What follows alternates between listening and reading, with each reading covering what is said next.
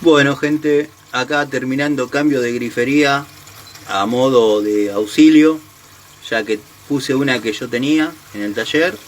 Ahí vemos las cubetas que estaban completamente recibiendo pérdidas de arriba, dado que el plomero de los dueños del edificio trajo una grifería usada, la conectó así nomás y le trajo más problemas que soluciones. Así que bueno, vine, traje una grifería auxiliar, la instalé, estaban esperando con tachos porque se estaba inundando todo y logré solucionar el problema. La grifería es esta. Yo no sé qué plomero con 2 dedos de frente se puede dignar a poner esto porque tiene un juego terrible. No lo puedo hacer con una sola mano, pero el pico tiene un juego terrible. Así que bueno, quedó esta grifería para salir del paso sin ninguna pérdida. Cerramos la caliente, cerramos la fría.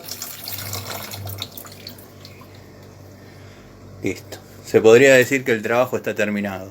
La verdad que a veces más plata tiene la gente, más rata es. ¿Qué lo parió? ¿Qué lo parió?